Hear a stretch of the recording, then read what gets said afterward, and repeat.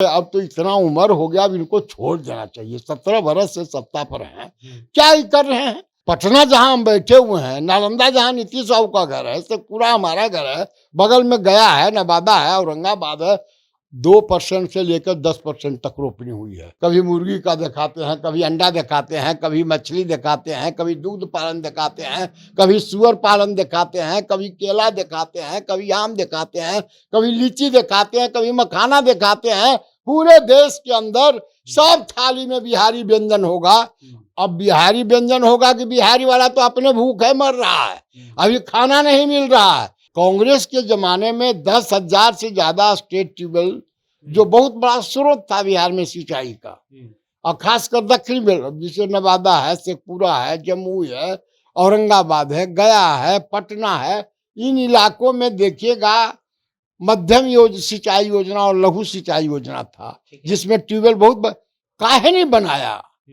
अब इनके मंत्री बोल रहे हैं, जो सिंचाई मंत्री हैं, बोल रहे हैं कि जब तक जल प्रबंधन नीति में सुधार नहीं किया जाएगा, नदी को नदी से नहीं जोड़ा जाएगा, छोटा नदी को चौड़ से नहीं जोड़ा जाएगा, तब तक के बिहार विकसित राज्य नहीं बनेगा। कौन मना किया भाई?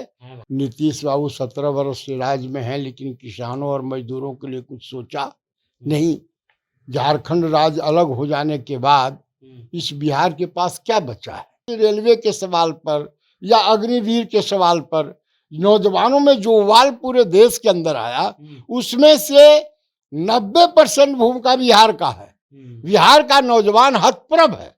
एक बार तो आपने देखा ही कि स्पीकर के साथ जो कुछ हुआ, ऐसा तो पूरे देश के अंदर स्पीकर और मुख्यमंत्री में इस तरह का नजारा कभी पेश असेंबली के भीतर नहीं हुआ था। बिहार के मुख्यमंत्री नीतीश कुमार को कोरोना हो गया है। डॉक्टरों ने सलाह दी है कि आप घर पे आराम कीजिए। ये नीतीश कुमार का कहना है और उनके विभाग का कहना है, यानी मुख्यमंत्री सचिवालय का कहना है। लेकिन जो राजनीतिक हलचल है उसमें ये कहा जा रहा है कि माननीय मुख्यमंत्री नीतीश कुमार अमित शाह से नहीं मिलना चाहते हैं, और इसी को लेकर के जो है एक बहाना के रूप में ये कहा गया। इस पर हम सतीश जी से बात करेंगे। सतीश जी जो कभी नीतीश कुमार के साथी थे और अभी जो है वो लोजपा रामविलास के पार्टी में है, यानी चिराग पासवान की पार्टी में है। सतीश कुमार जी, एक्सक्यूज है या आप तो नीतीश कुमार जी को बेहतर जानते हैं? देखिए, बेहतर जानना एक बात है, लेकिन इस पर मैं भी नहीं समझ पा रहा हूँ। कुछ लोग जब चर्चा कर रहे हैं कि कोरोना एक बहाना है, तो बड़ा गंभीर और जटिल प्रश्न है, और इस पर हम कुछ बात करें बड़ा आसान नहीं है। लेकिन सियासत में कुछ हो सकता है। बिहार में जो सियासी माहौल है और एनडीए के अंदर जो रिफ्ट है, भाजपा जदयू के बीच जो तनाव है, रसाकसी है विभिन्न मुद्दों पर, विभिन्न मंत्रियों से, कभी स्पीकर के साथ, कभी किसी विभाग का, सुनने में आया कि राजस्व विभाग में सीईओ का ट्रांसफर हुआ और सबको कैंसिल कर दिया। राम सूरत राय मंत्री हैं कोई।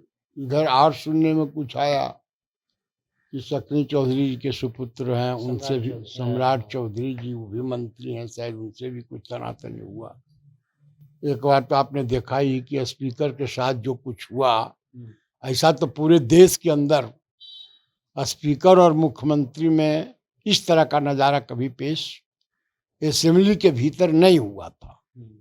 तो जाहिर बात है, लोग चर्चा रोज करते हैं, लेकिन भविष्यत पार्टी, हम भी लोक जनशक्ति पार्टी रामविलास जी में राष्ट्रीय महासचिव हैं, इसलिए इस पर कुछ टिप्पणी करना मुनासिब नहीं है। लेकिन कुछ बात हो सकती है, हो सकती है। ऐसा इसलिए मैं बोलता हूँ कि आदरणीय मुख्यमंत्री जी भी कम बड़े राजनीतिक शातिर हैं। कब क्या पेच बदलेंगे हर वक्त तो बोलते भी नहीं हैं, बहुत कम टिप्पणी करते हैं। अमित शाह जी आने वाले हैं, बहुत बड़ा कार्यक्रम होने वाला है भाजपा का। कि चीजों को बारीकी से देखना उनकी आदत है। तो हो सकता है कोरोना का बहाना करके वो बारीकी से देखने का काम कर रहे हों। फिर भी मैं ये स्पष्टतया नहीं कर सकता कि कोरोना नहीं है या है। लेकिन एक सवाल होता है सर, किताब में भी जिक्र है नीतीश जी का, कि बहुत देर से कोई फैसला लेते हैं, बहुत सोच कर समझ कर कोई फैसला लेते हैं, फैसला लेने से पहले बहुत डरते हैं। तो क्या फिर से एक बार करवट लेने के फेर में है नीतीश जी और सोच रहे हैं?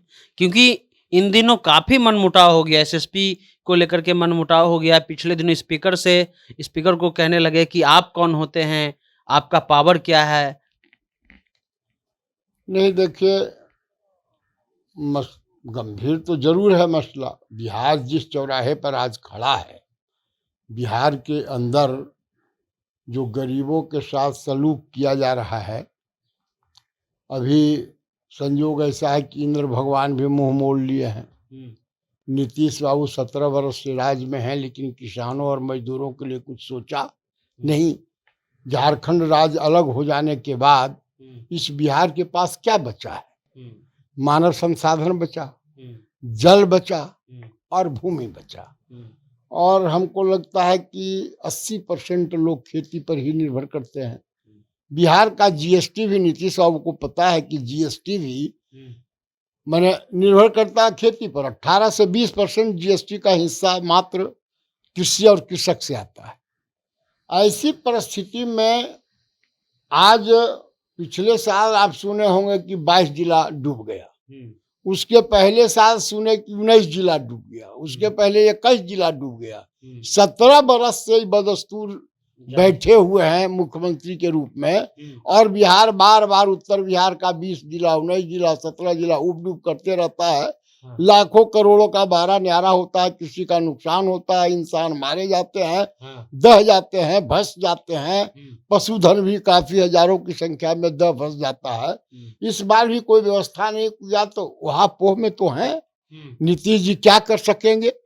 अब कह रहे हैं कि हम 2025 तक, फिर फर्स्ट सेशन में कुछ बात बोल रहे हैं कि 2025 तक के हर खेत को हम पानी दे देंगे। सिंचाई का व्यवस्था, क्या करिएगा? कांग्रेस के जमाने में 10,000 से ज्यादा स्टेट ट्यूबवेल, जो बहुत बड़ा स्रोत था बिहार में सिंचाई का, और खासकर दक्षिण में जिसे नवादा है, शेखपुरा है, जमुई है, औरंगाबाद है, गया है, पटना है, इन इलाकों में देखिएगा मध्यम सिंचाई योजना और लघु सिंचाई योजना था, जिसमें ट्यूबवेल काहे नहीं बनाया? अब इनके मंत्री बोल रहे हैं, जो सिंचाई मंत्री हैं, बोल रहे हैं कि जब तक जल प्रबंधन नीति में सुधार नहीं किया जाएगा, नदी को नदी से नहीं जोड़ा जाएगा, छोटा नदी को चौड़ से नहीं जोड़ा जाएगा, तब तक के बिहार विकसित राज्य नहीं बनेगा। कौन मना किया भाई? आप इतने दिनों से लगातार हैं सत्ता के मालिक बने हुए, और आप तो दुलरुआ है नीतीश बाबू के, काफी नजदीकी रिश्ता है। संजय झा के बारे में लोग बोलते हैं, पढ़े लिखे लुरगर भी सुनते हैं, तो काहे ना आप किया? कौन मना किया? उत्तर बिहार आपका मधुबनी और दरभंगा समस्तीपुर पूरा उबडूब करते रहता है।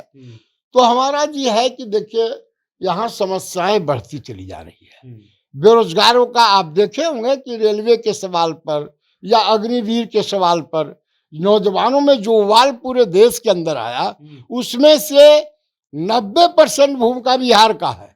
बिहार का नौजवान हतप्रभ है।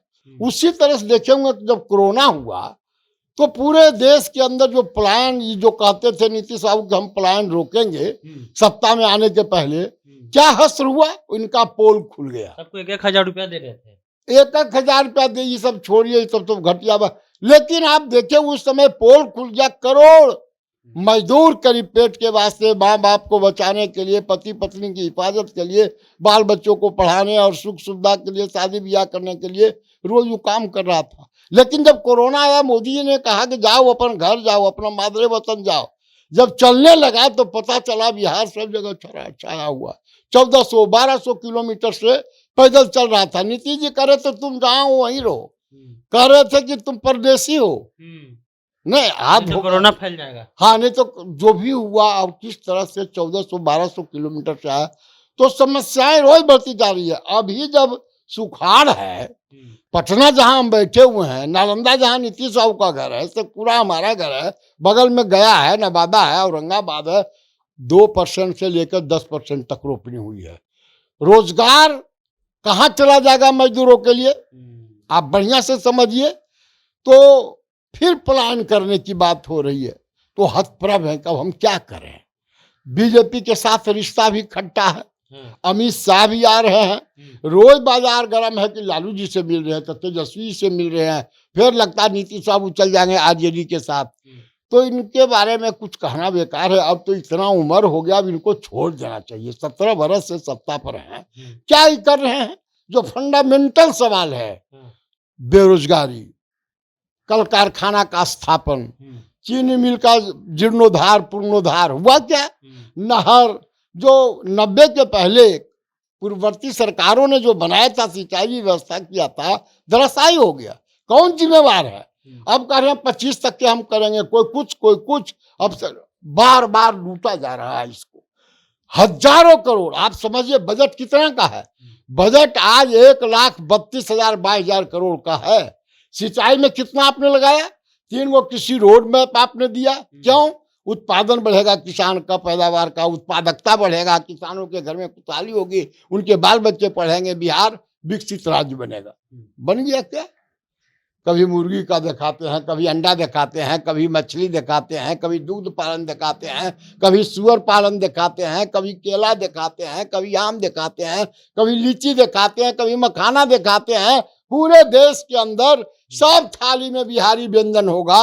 अब बिहारी व्यंजन होगा कि बिहारी वाला तो अपने भूखे मर रहा है, अभी खाना नहीं मिल रहा है। 80 मोदी जी के राज्य में पता नहीं, कहते हैं देश विकासशील है, विकसित है, और 80 करोड़ को लाल कार्ड दिया जा रहा है। जिस देश के अंदर 80 करोड़ को लाल कार्ड के माध्यम से पेट भरता हो, वहां का प्रधानमंत्री और उस राज्य का मुख्यमंत्री यह कहे कि हमारा देश विकास के पथ पर जा रहा है, 5वां हमारा अर्थव्यवस्था दुनिया का हो गया, 5 ट्रिलियन होने वाला है, सब बकवास है, ठगने का काम किया जा रहा है। इसलिए और फिर नीतीश बाबू सत्ता में भी बने रहना चाहते हैं, संगठन में कर रहे हैं, कुछ कर रहे हैं, कभी आरसीपी को हटा रहे हैं, कभी उसको हटा रहे हैं, कभी उसको हटा रहे हैं, ऑल बॉल है। अब बेहतर यह होता कि इनको रिजाइन कर देना चाहिए। इसलिए कि एक चीज, शिक्षा का सवाल हो, स्वास्थ्य का सवाल हो, कॉलेज का सवाल हो, स्कूल का सवाल हो, पटना यूनिवर्सिटी का सवाल हो, कोई दूसरा यूनिवर्सिटी का सवाल हो, फिर केंद्र से बिहार के लिए स्पेशल पैकेज का सवाल हो, सब सवाल पर चारों खाने चित्त हो गया है। ठीक है।